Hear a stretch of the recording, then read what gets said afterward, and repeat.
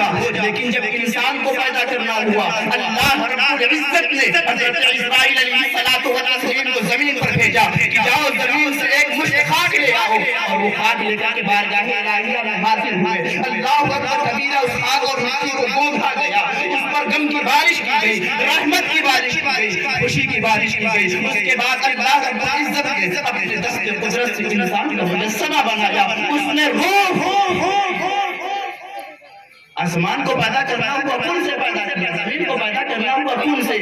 لیکن جب انسان کو پیدا کرنا ہوا اتنی ساری نعمتیں۔ میں یہ بیان کر رہا تھا کہ اللہ رب العزت ہم لوگ جو ہے انسان کی عالم ارواح میں تھی، جب عالم ارواح میں تھی تو انسان یہ تصور کر رہا تھا، یہ فکر کر رہا تھا، یہ سوچ رہا تھا کہ مجھے ہمیشہ یہی رہنا ہے، اب یہاں سے کہیں نہیں جانا ہے، یہی میری زندگی گزر جائے گی۔ لیکن اللہ اکبر کبیرہ وہاں سے نکلتا ہے، سلب صدر میں آتا ہے، باپ کے سلب میں آتا ہے، وہاں سے منتقل ہوتا ہے، ماں کے پیٹ میں پہنچ جاتا ہے، اور جب ماں کے پیٹ میں انسان آتا ہے یہ یہاں آ کر کے تصور کرتا ہے یہی میری جگہ ہے، یہی مجھے ہمیشہ رہنا ہے، یہیں پہ رہنا ہے، اس سے آگے اور کہیں نہیں جانا ہے۔ اس کو ماں کے پیٹ سے اتنی محبت ہو جاتی ہے کہ اسی کو اپنا سب کچھ سمجھتا ہے، لیکن جب شکم مادر سے باہر اس دنیا میں آتا ہے اور دنیا کی رنگینیوں کو دیکھتا ہے، دنیا کے حسن کو دیکھتا ہے، کہتا ہے خامخواہ میں سوچتا تھا کہ مجھے دنیا ماں کے پیٹ میں رہنا ہے، دنیا تو مجھ سے بہتر ہے۔ اللہ اکبر کبیرہ، لہٰذا انسان دنیا میں اس طریقے سے محو ہو جاتا ہے، دنیا میں اس طریقے سے ڈوب جاتا ہے کہ آخرت کو بھول جاتا ہے، اب یہ تصور کرتا ہے کہ مجھے ہمیشہ دنیا میں رہنا ہے۔ اللہ اکبر کبیرہ، اس کا یہ تصور جو ہے اسے برباد کر کے رکھ دیتا ہے۔ اسی وجہ سے وہ انسان ہر جگہ پریشان ہے، اسی وجہ سے ہر جگہ ذلیل ہو رہا ہے، ہر جگہ رسوا ہو رہا ہے، اس لیے کہ اللہ کے رسول نبی اکرم صلی اللہ علیہ وسلم کی حدیث مبارکہ ہے جسے ابو داؤد شریف کے اندر نقل کیا گیا ہے۔ اللہ کے نبی صلی اللہ علیہ وسلم صحابہ کے درمیان بیٹھے ہوئے تھے، نبی اکرم صلی اللہ علیہ وسلم ارشاد فرماتے ہیں، او میرے صحابہ ایک دور ایسا آئے گا کہ غیر قومیں تمہارے اوپر ایسے جھپٹ پڑیں گے جیسے بھوکا دسترخوان کے اوپر جھپٹ پڑتا ہے۔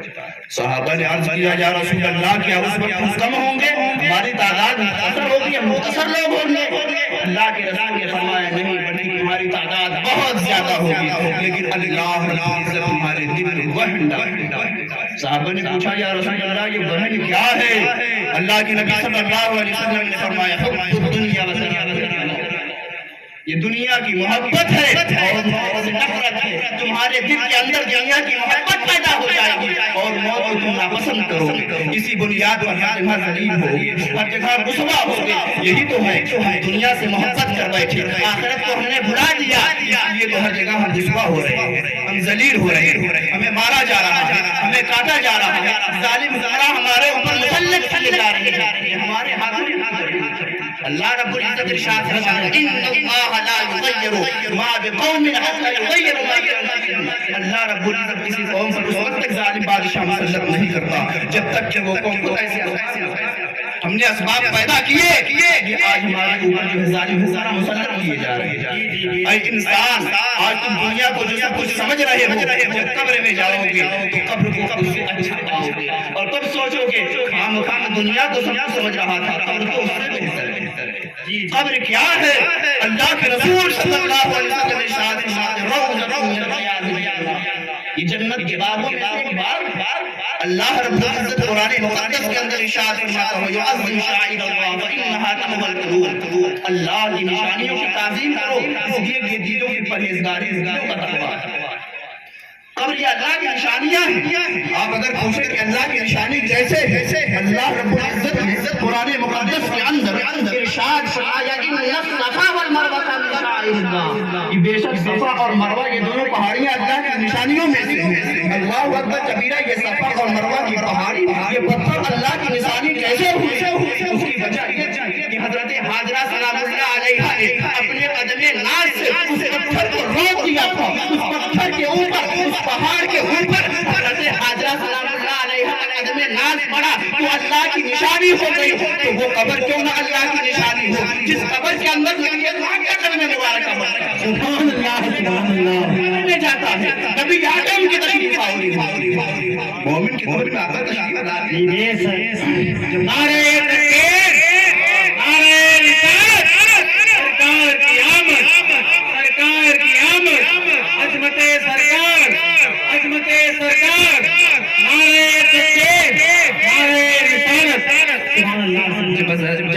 حاضرہ سلام اللہ علیہ کے قدم کی مبارک کی وجہ سے پہاڑی اللہ کی نشانی ہے، تو رسول اللہ کے قدم مبارک کی برکت اللہ کی نشانیاں نہیں ہوں؟ عزیزان ملت اسلامیہ قبر کیا ہے، اس کی حقیقت کیا ہے؟ اللہ کے رسول صلی اللہ علیہ وسلم ارشاد فرماتے ہیں، جہاز تک کی اکثر کتابوں میں حدیث موجود ہے، اللہ کے نبی صلی اللہ علیہ وسلم ارشاد فرماتے ہیں جب لوگ مردے کو قبرستان میں لٹا کر کے چلے جاتے ہیں تو فرشتے آتے ہیں سوال کرتے ہیں، کسی روایت میں ایک سوال کا تذکرہ ملتا ہے، کسی میں دو کا تذکرہ ملتا ہے، اکثر روایات میں تین سوالات کا تذکرہ ملتا ہے، لیکن ہر ایک روایت میں یہ سوال ضرور ملتا ہے، ما کنت تقول فی حق هذا الرجل، اس شخص کے بارے میں کیا خیال ہے؟ عزیزان گرامی وقار، اگر وہ مردہ عشق رسول کی بنیاد پر ان سوالوں کا جواب دے دیتا ہے تو فرشتے اس سے کہتے ہیں نومت کا نومت العروس، سو جا ایسے جیسے پہلے رات کی دلہن سوتی ہے۔ سبحان اللہ۔ عزیزان ملت اسلامیہ میں آپ سے پوچھنا چاہتا ہوں، آپ میری طرف متوجہ ہوں کہ پہلے رات کی دلہن جب سوتی ہے تو کیا کوئی اسے پریشان کرتا ہے؟ کیا اسے کوئی تکلیف پہنچاتا ہے؟ کیا اسے کوئی مصیبت پہنچاتا ہے؟ کیا اسے کوئی مارنے کے لیے جاتا ہے؟ بے خوف ہوتی ہے، بے نڈر ہوتی ہے، اللہ اکبر کبیرہ۔ اسی طریقے سے جب انسان سوالوں کا جواب دے دیتا ہے اور دلہن کی طرح سوتا ہے، اس کو عذاب کیسے ہو سکتا ہے؟ اس کو تکلیف کیسے پہنچے؟ اللہ کے رسول صلی اللہ علیہ وسلم نے اپنے اس ایک جملے کے اندر قبر کی تمام آرام اور عیش و عشرت کو یکجا کر دیا، نومت کا نومت العروس، ایسے سو جا جیسے پہلے۔ عزیزان ملت اسلامیہ یہ نہیں کہا جانے والے آئے چلے جانے والے چلے جائیں، فاتحہ پڑھنے والے فاتحہ پڑھیں، سلام کرنے والے سلام کریں، حدیث مت سننا، جواب مت دینا، اللہ اکبر کبیرہ۔ پہلے رات کی دلہن سوتی ہے اس طریقے سے سوتی ہے، بے خبر ہو کر نہیں سوتی، ایسے سوتی ہے، پاؤں کی آہٹ اس کی بیداری کے لیے کافی ہے، شوہر آتا ہے، اللہ اکبر کبیرہ، پاؤں کی آہٹ پیدا ہوتی ہے، اس آہٹ کی بنیاد پر دلہن بیدار ہو جاتی ہے، اور دنیا کی دلہن جو سوتی ہے اپنے شوہر کے انتظار میں سوتی ہے، مردہ جو گھر میں سوتا ہے وہ رسول پاک کے انتظار میں۔ مردے جو ہوتے ہیں قبرستان کے اندر زندہ ہوتے ہیں، ورنہ اللہ کے رسول صلی اللہ علیہ وسلم اس قول کا مطلب کیا ہوگا؟ اللہ کے رسول نے فرمایا جب تم قبر کے اندر قبرستان میں داخل ہو تم کو سلام کرو، السلام علیکم اہل القبور، تم پر سلامتی ہو قبرستان والوں۔ سلام کس کو کیا جاتا ہے؟ جو زندہ ہوتا ہے اسی کو سلام کرتے ہیں، جو سنتا ہے اس کو سلام کرنے کو اللہ کیا جو نہ سنے۔ اور مردہ جب لوگ زندہ ہوتے تبھی اللہ کے رسول صلی اللہ علیہ وسلم نے فرمایا سلام کرو۔ عزیزان ملت اسلامیہ لہذا ہمارا عقیدہ ہے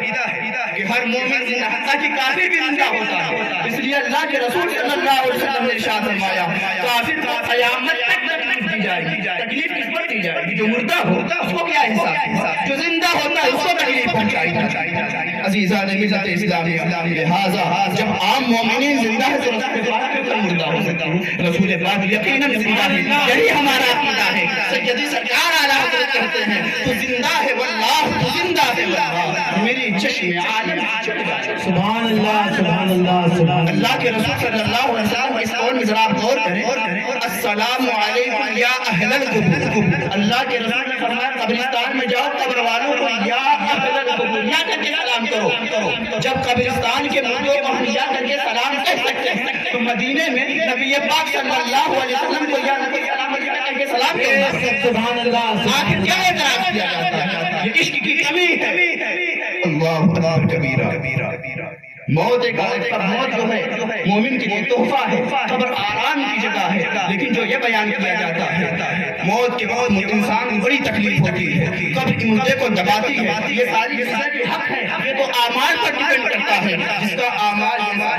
اگر جس کے اعمال صحیح ہوں گے اس کو موت کے بعد بھی راحت نصیب ہوگی، قبر میں بھی راحت نصیب ہوگی۔ اللہ اکبر کبیرہ۔ جو ساری چیزیں بیان کی جاتی ہیں کہ موت کے وقت انسان کو تکلیف پہنچی ہے، یہ حق ہے۔ حضرت موسیٰ علیہ السلام کا جب انسان ہوا، حضرت موسیٰ علیہ السلام نے خواب میں دیکھا، پوچھا کہ آپ نے موت کو کیسا پایا؟ حضرت موسیٰ علیہ السلام نے فرمایا زندہ بکری کی کھال کو کھینچ لیا جائے، جتنی تکلیف اس بکری کو پہنچتی ہے میں نے موت کو ایسا ہی اللہ کے رسول نبی اکرم شفیع امت صلی اللہ علیہ وسلم ارشاد فرماتے 313 تلوار کی ضرب ایک ساتھ ایک انسان کے پیٹ پر ماری جائے تکلیف اس سے پہنچتی ہے، اسی طرح جب روح کو جسم سے نکالا جاتا ہے تب پہنچتا۔ عزیزان ملت اسلامیہ، پوچھا گیا کہ ساری تکلیف سب کو پہنچتی ہے، تو بیان کیا گیا ہاں یہ تکلیف سب کو پہنچتی ہے، لیکن کسی کو تکلیف کا احساس ہوتا ہے کسی کو نہیں ہوتا ہے۔ اگر آپ پوچھیں کیسے کا احساس ہو اور کسی کو نہ ہو، یہ کیسے ہو سکتا ہے؟ تو بزرگان دین بیان فرماتے ہیں کہ جب نیک آدمی کی روح نکالی جاتی ہے تو اس کے سامنے چہرے پر دعا ہوتا ہے، نبی اکرم صلی اللہ علیہ وسلم کا چہرہ انور ہوتا ہے، تو نبی اکرم کے چہرے کی زیارت کرتا ہے، نبی اکرم کے چہرے کی زیارت کی بنیاد۔ اگر کوئی یہ پوچھے نبی اکرم صلی اللہ علیہ وسلم کے چہرے کو دیکھنے کی بنیاد پر آخر تکلیف کا احساس کیسے نہیں ہو سکتا؟ تو تفسیر روح البیان کے اندر اسماعیل حقی علیہ الرحمن بیان فرماتے ہیں کہ حضرت زلیخا جب حضرت یوسف علیہ السلام کے حسن میں فریفتہ ہو گئی، محبت میں ڈوب گئی، اس طریقے سے محبت میں فریفتہ ہو گئی کہ آسمان کی ستاروں کو دیکھتی اسے بھی یوسف کہا کرتی، چاند کو دیکھتی اسے بھی یوسف کہا کرتی، گلے کے ہار کو دیکھتی اسے بھی یوسف کہا کرتی، کان کی بالی کو دیکھتی اسے بھی یوسف کہا کرتی، حتیٰ کہ ایسا ہوتا کبھی کبھی اپنے لباس اپنے کپڑے کو بھی یوسف کہہ دیتی۔ لوگ کہتے کہ آخر عزیز مصر کی بیوی ہو کر کے ایک غلام محبت اس طریقے سے پاگل ہو گئی ہو، ایک غلام سے قدر محبت کر رہی ہو۔ تو زلیخا نے لوگوں سے کہا کیا تم نے حضرت یوسف کے حسن کو دیکھا ہے؟ لوگوں نے کہا ہم نے نہیں دیکھا۔ اپنی سہیلیوں کو بلاتی ہیں اور بلا کر کے گھر پر ان کے ہاتھ میں پھل دے دیتی ہیں اور چھری دے دیتی ہیں اور کہتی ہیں جب حضرت یوسف آئے ان کے چہروں کو دیکھنا، اس وقت ذرا یہ پھل کاٹ کر کے مجھے دے دینا۔ اللہ اکبر کبیرہ ادھر حضرت یوسف کی بارگاہ میں زلیخا پہنچتی ہے اور کہتی ہے اپنے چہرے پر نقاب ڈال کر کے ذرا میرے سہیلیوں کے پاس سے گزر جاؤ اور جب ان کے درمیان پہنچو اپنے چہرے سے نقاب ہٹا دو۔ اللہ اکبر کبیرہ، ادھر آپ کی سہیلیاں ہاتھ میں پھل لیے چھری لیے ہوئے بیٹھی تھی، ادھر حضرت یوسف علیہ الصلوۃ والتسلیم اپنے چہرے پر جو ہے نقاب ڈال کر کے ان کے پاس آتے ہیں، جیسے ہی چہرے سے نقاب سٹاتے ہیں ہٹاتے ہیں، اللہ اکبر کبیرہ، وہ سہیلیاں حضرت یوسف کے حسن میں گم ہو گئی، اب پھل کاٹنے کے بجائے اپنی انگلیوں کو کاٹ لیا اور انگلیوں کو کاٹنے کی بنیاد پر انہیں تکلیف نہیں پہنچی۔ عزیزان ملت اسلامیہ، جب حسن یوسف کو دیکھ کر انہوں نے اپنی انگلیوں کو کاٹ لیا اور اس کی تکلیف کا احساس نہیں ہوا، جس شخص کو نبی اکرم صلی اللہ علیہ وسلم کے چہرے پر توبہ کی زیارت کرائی جا رہی ہو، بتاؤ اسے تکلیف کیسے ہو سکتی ہے؟ جی عزیزان ملت اسلامیہ، اما عائشہ عفیفہ طاہرہ رضی اللہ تعالیٰ عنہ نے بارگاہ رسالت مآب میں عرض کی یا رسول اللہ علیہ الصلوۃ والتسلیم، آپ زیادہ یا آپ کے بھائی زیادہ حسین ہیں؟ نبی اکرم شفیع امت صلی اللہ علیہ وسلم نے ارشاد فرمایا میرے بھائی یوسف کو میرے حسن کا آقا دیا۔ جی ایک دن نبی اکرم صلی اللہ علیہ وسلم کے سر انور حضرت عائشہ صدیقہ عفیفہ طاہرہ رضی اللہ تعالیٰ عنہ اپنے گود میں لیے ہوئے بیٹھی تھی، اللہ اکبر کبیرہ، اپنی گود میں بیٹھی ہوئی آسمان کی چاند کو دیکھتی ہے، کبھی نبی اکرم کے چہرے پر دوحہ کو دیکھتی ہے، آخر چاند سے کہتی اے چاند تم سے زیادہ خوبصورت تو میرا چاند ہے، اس لیے کہ تو سورج کی غیر موجودگی میں چمکتا ہے، میرا چاند وہ ہے جو سورج کی موجودگی میں بھی چمکتا ہے، تاریکی میں بھی چمکتا ہے۔ چاندنی رات پھیلی ہوئی تھی، اللہ کے رسول صلی اللہ علیہ وسلم صحابہ کے جھرمٹ میں تشریف لائے، سمورہ ابن جندب رضی اللہ تعالیٰ عنہ بیان کرتے ہیں اللہ کے رسول نبی اکرم شفیع امت صلی اللہ علیہ وسلم سرخ دھاری دار کپڑا پہنے ہوئے تھے، اور حضرت سمورہ ابن جندب کہتے ہیں کبھی میں نبی اکرم کے چہرے کو دیکھتا، کبھی آسمان کے چاند کو دیکھتا تو میرے دل نے فیصلہ کیا، میرے ذہن نے دل نے فیصلہ کیا آسمان کی چاند سے زیادہ حسین تو مدینے کا چاند ہے۔ اسی وجہ سے کسی شاعر نے کیا ہی خوب کہا ہے آسمان اگر تیرے تاروں کا نظارہ کرتا روز ایک چاند تسم سبحان اللہ۔ عزیزان لہذا تکلیف تو سب کو پہنچتی ہے، لیکن تکلیف کا احساس اسے نہیں ہوتا جسے نبی اکرم کا دیدار کرایا جاتا ہے۔ جی تکلیف کا احساس اس کے علاوہ